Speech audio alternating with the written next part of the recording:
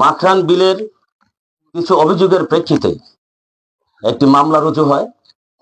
সেই মামলার প্রতিবাদে আজকের এই মানববন্ধনে ওই এলাকার সকল এবং আজকে যারা আপনারা সম্মানিত সাংবাদিক বৃন্দ, আপনাদের কাছে ইতিমধ্যে তাদের অভিযোগগুলা উত্থাপিত হয়েছে।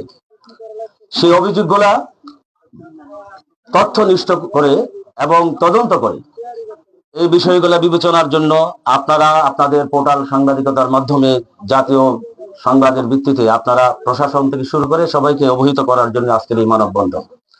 ফ্যাসিস্ট আমলের সময়ে কিছু দুষ্কৃতিকারী যারা জনগণের ভাগ্য নিয়ে চিনিমিনি খেলে, সেই সমস্ত সহযোগিতায় এই মাখরান বিল লিজ দেওয়া হয়। এই এলাকার মানুষের কোনো মাখরান বিল চাষাবাদ করার জন্য কোনো বাধা সৃষ্টি তারা করে নাই, তারা সহযোগিতা করেছে। প্রত্যাহারের জন্য সংশ্লিষ্ট সকল কর্তৃপক্ষের কাছে আমি উদাত্ত আহ্বান জানাবো, এই মিথ্যা মামলাটি যেন প্রত্যাহার করা হয়। এই বছর বাদ দেওয়ার প্রতিবাদে সবাই একত্রিত ভাবে জমা হয়েছিল, তখন এসে একটা মিথ্যা মামলা করে। মিথ্যা মামলা কি সবাই জানেন? চৈত্র মাসে কি বিলে মাছ থাকে? সে বলেছে 70 লক্ষ টাকার মাছ ডাকাতি করেছে। কোথায় থেকে এসেছে এই মামলা? কিসের মামলা? মিথ্যা মামলা। এই সাংবাদিকের বাইরে প্রতি আমার একটাই অনুরোধ, এই মিথ্যা মামলা যেন প্রত্যাহার করা হয়।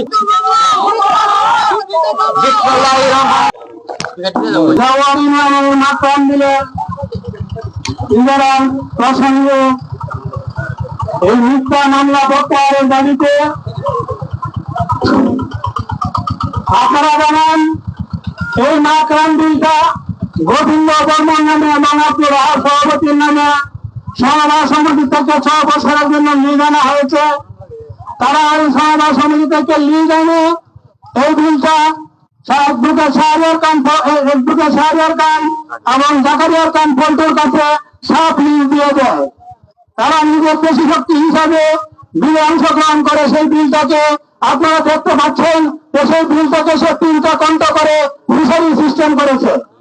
আর আমাদের গ্রামের সাধারণ জনগণ এই বিলে গরু চড়াইতে গেলে, হাঁস মুরগি চড়াইতে গেলে, গরু ছাগল চড়াইতে গেলে দেয় নাই এবং তাদেরকে মারপিট করে তুলে দেয়। আমাদের গ্রামের সাধারণ ছেলেমেয়েরা যারা জাল নিয়ে মাছ মারতে যায়, তাদের তুলা এবং জাল সহ তাদেরকে ধরে নিয়ে তার বাড়িতে ফেলে রেখেছে, এমন তেমন আছে না?